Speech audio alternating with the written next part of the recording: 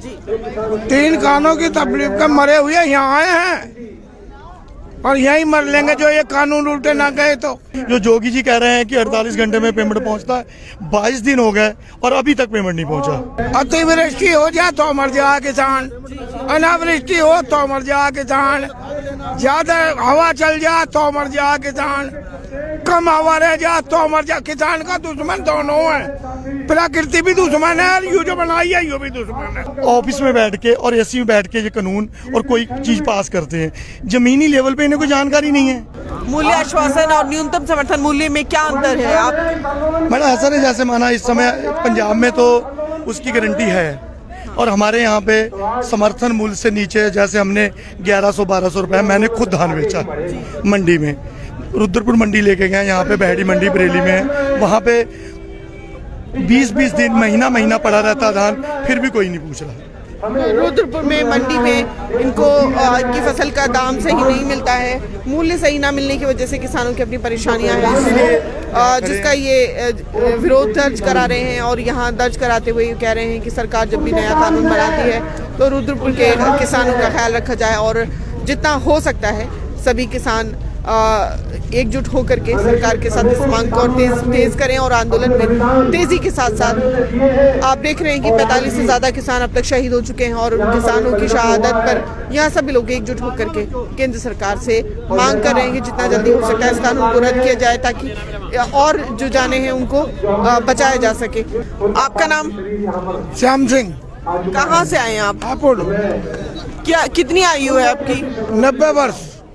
90 वर्ष की इस अवस्था में, इतनी आयु में आप यहाँ पर आए हैं, इतनी बुजुर्गी में आप जब यहाँ आए हैं आपको काफी तकलीफें हुई होंगी।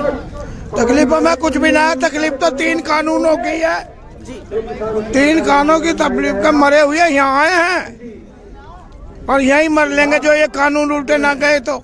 आप में से किसी को पराली को लेकर के दंड हुआ था क्या?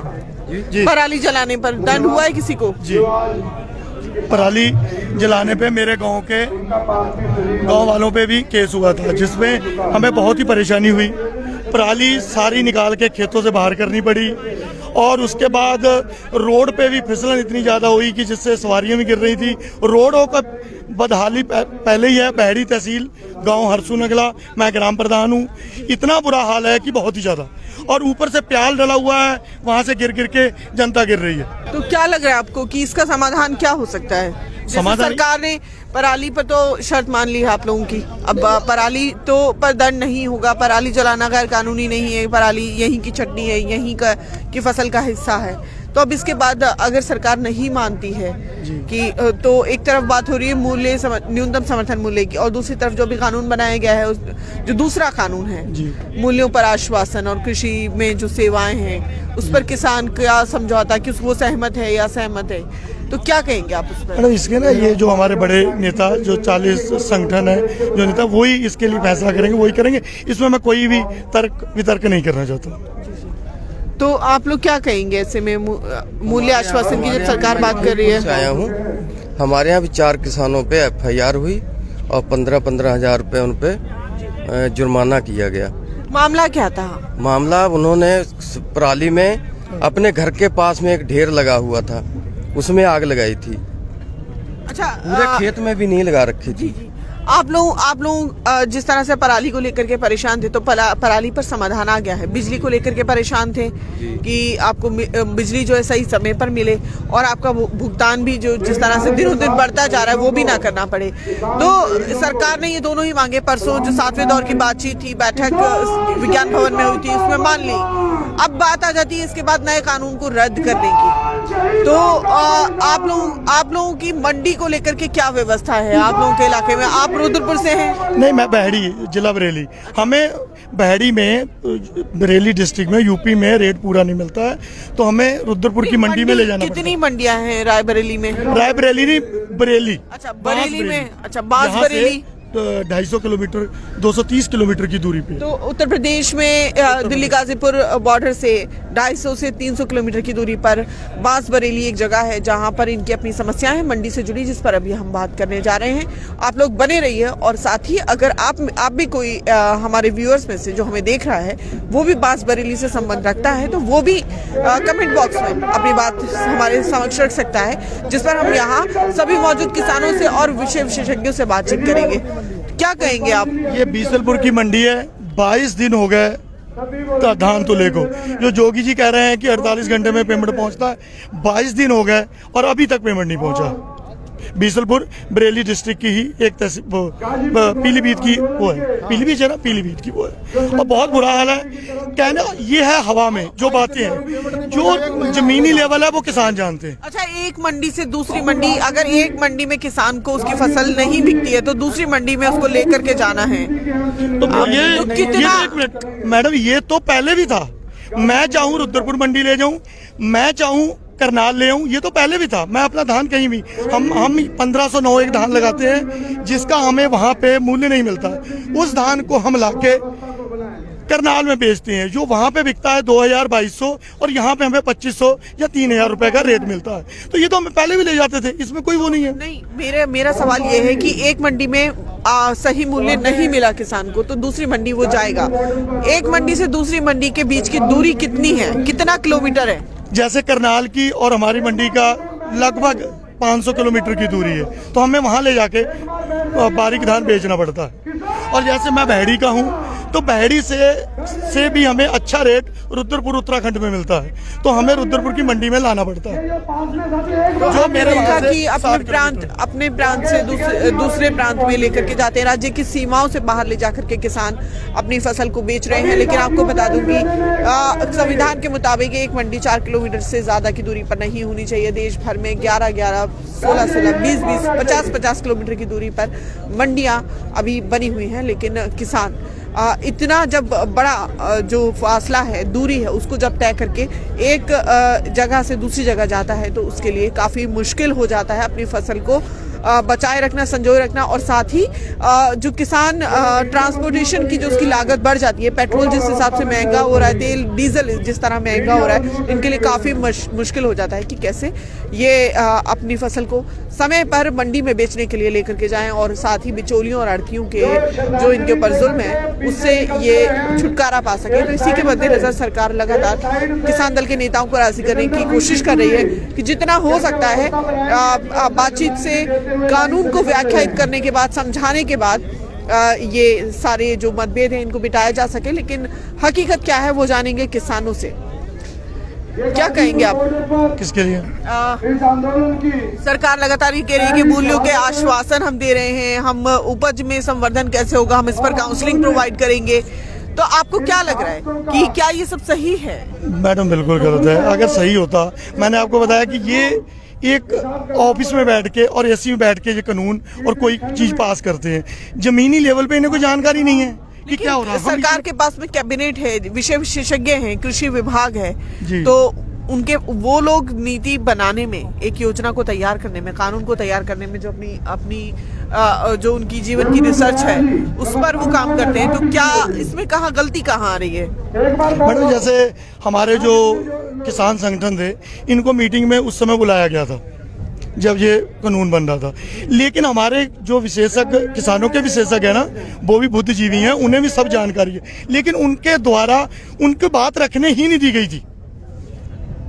उनकी बात भी सुननी चाहिए ना, वो ये क्या कह रहे हैं, उनकी बात मैं कह रहा हूँ, इनके हैं विशेषज्ञ, लेकिन जो किसान जो नीचे लेवल पे काम कर रहे हैं उनकी बात को सुनना चाहिए और जो दोबारा उनकी सुन के दोबारा कानून बनने चाहिए। आप क्या कहेंगे जब बीजों की क्वालिटी को लेकर के हमेशा एक सवाल खड़ा होता है कि फसल अच्छी क्यों नहीं हुई? क्योंकि बीज खराब था। तो बीज अगर सही है तो फसल भी सही होगी। क्या ये सही है? क्या इसमें जो हमारा जलवायु परिवर्तन है वो कितना इसमें कारगर साबित होगा? इस पर भी बात करेंगे, जानेंगे आपसे कि आप लोग किसान हैं। बाबा, आपने पूरा जीवन किसानी की है। हाँ, पूरा तो जलवायु का प्रभाव क्या आता है? जब बीज रोपण होता है उस पर जलवायु का प्रभाव, बाढ़ आ गई, मौसम बदल गया अचानक, तो क्या असर आएगा? बीज क्या आगे बढ़ेगा?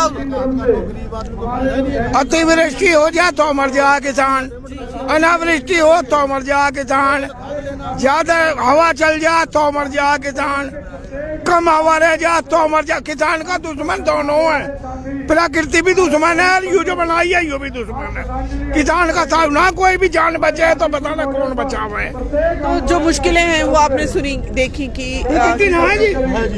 ओलावृष्टि में, वर्षा में या बाढ़ के पानी में डूब करके हमेशा धान खराब होता है, और उत्तर प्रदेश में गन्ने की खेती के लिए किस प्रकार की संभावना है और किस तरह की जरूरत है, इस पर भी बात करेंगे। आप लोग का हमें लाभ नहीं मिलता है। आलू पर जो फसल बीमा कह रहे हैं कि फसल बीमा से किसान का लाभ नहीं मिलता है। जब हमारी फसल खराब होती है तो हम शिकायत करते हैं तो बताया जाता है कि वहाँ के 25% लोगों की फसल खराब होगी तब आपको मिलेगा। मान लीजिए किसी एक व्यक्ति का बीमा हो गया और वो खत्म हो गया, तो गया अपना बीमा लेने, तो क्या कंपनियां ये कहेंगे कि 25 लोग मर जाएंगे तब आपको बीमा दिया जाएगा? ऐसे मेरे साथ किया जाता है। मेरा बैंक में बीमा तो कट गया, फसल खराब हो गई, मेरी खल्ले की खेती है, मैं गया वहाँ शिकायत करने, उन्होंने कहा कि 25% यदि वहाँ के क्षेत्र के लोगों की फसल खराब होगी तब आपको बीमा मिलेगा, और हमारा बीमा बैंक से वहाँ सीधे काट लिया जाता है हमारे खाते से, तो बीमे का तो हमें कोई लाभ नहीं मिल पाता है।